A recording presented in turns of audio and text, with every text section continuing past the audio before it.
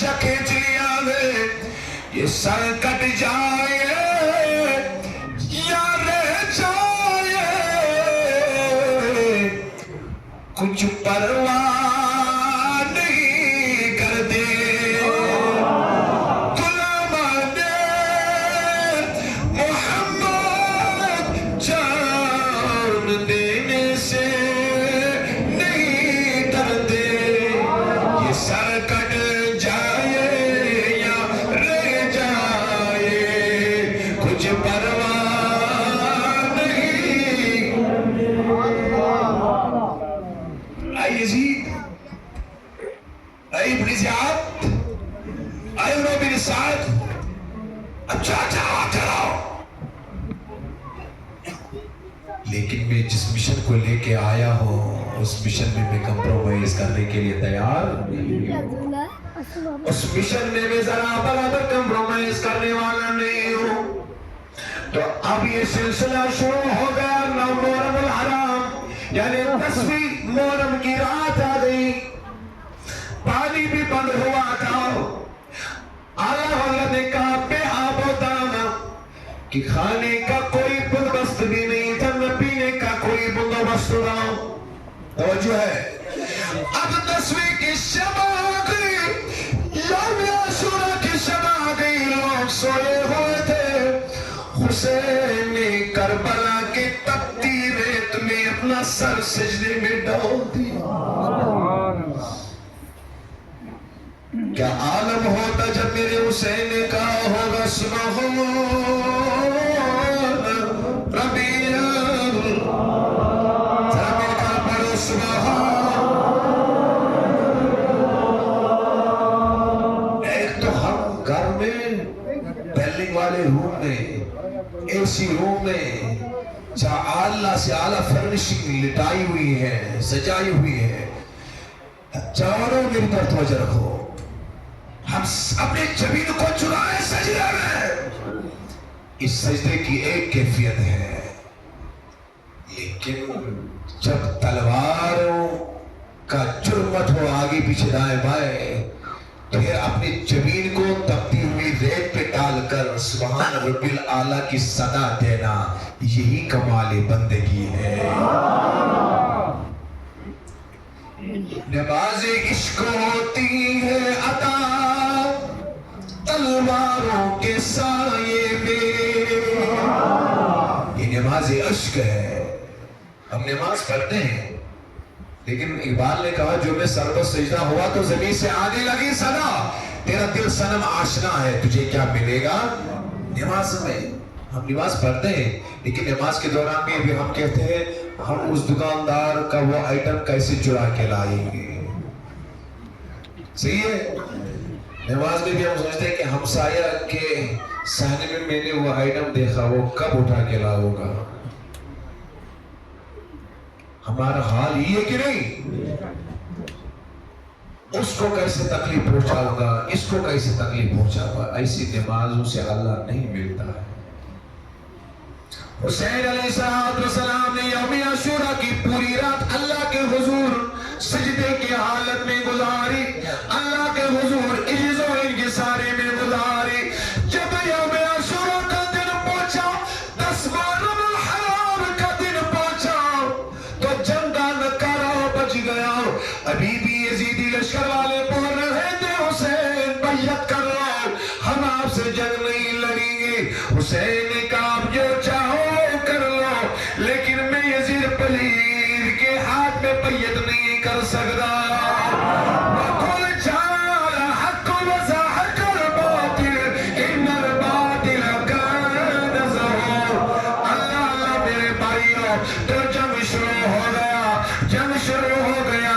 حضرت حر نے پہلے شہادت حاصل کی، اب سارے لوگوں سے قدسیاں شہید ہوتے رہے، لیکن اب استقامت اگر دیکھنی ہو تو حسین کو دیکھنا۔ حسین کے سامنے حضرت قاسم کو بھی شہید کیا گیا، حر کو بھی شہید کیا گیا، عباس علمدار کو بردار کو بھی شہید کیا گیا، یہ تمام نفوس قدسیہ کو شہید کیا گیا۔ کسی شاعر نے اس حالت کی ان الفاظ میں تصویر کھینچائی ہے، جفا جو عشق میں ہے وہ جفا ہی نہیں، ستم نہ ہو محبت میں تو کچھ مزہ ہی نہیں۔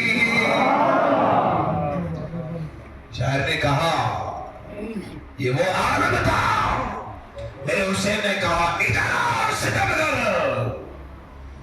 تم تیر آزما ہم جگر آزمائیں، ہم جگر آزمائیں گے۔ حسین صحیح معنوں میں عاشق اللہ تھا، عاشق رسول تھا، نواز رسول تھا۔ تو آگے دیکھو کیا ہوا، اب یہ تمام شہادتیں ہو رہی ہیں لیکن حسین علیہ السلام کے مبارک قدم متزلزل نہیں ہو رہے ہیں، حسین پھر بھی صاحب استقامت ہے۔ اب پانی بھی بند، اس جوان کو ہوشیار کرو، بس 5-6 منٹ ہوشیار ہو، میں اختتام کروں۔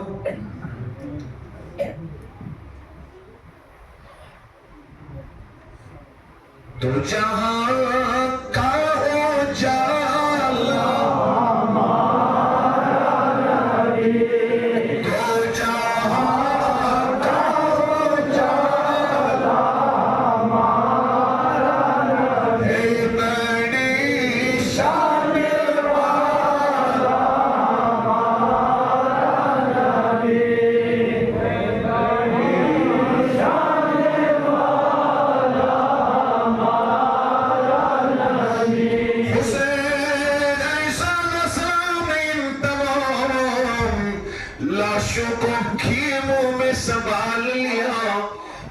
اس کے بعد بھی حسین کی قدم متزلزل نہیں ہو گئے۔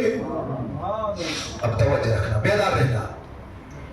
حضرت قاسم جب نکلے شہید ہونے کے لیے، بے دینوں کو للکارنے کے لیے، دین کے دشمنوں کو للکارنے کے لیے حضرت قاسم نکلے، علی اکبر نکلے، جو امام حسین علیہ السلام نے پالا پوسا تھا۔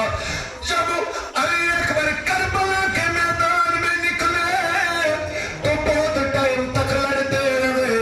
جب ایک بار علی اکبر کے جسم مبارک پہ کیا گیا تو ندا دی کربلا کے میدان سے، یا ابی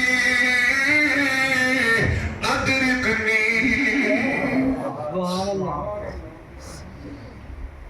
اے میرے بابا جان مجھے سنبھال لے، اے میرے بابا جان، ذرا میرے ساتھ پڑھو، اے میرے بابا جان۔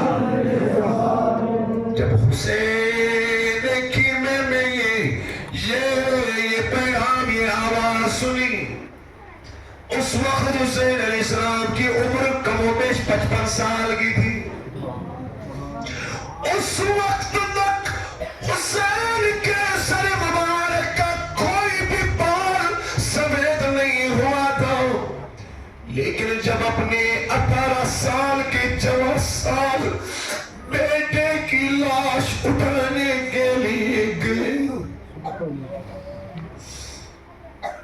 جس کی آوازیں کانوں میں گونج رہی تھی، یا ابا ادرکنی، اے میرے بابا جان مجھے سنبھال لے۔ جب حسین آئے اٹھا کے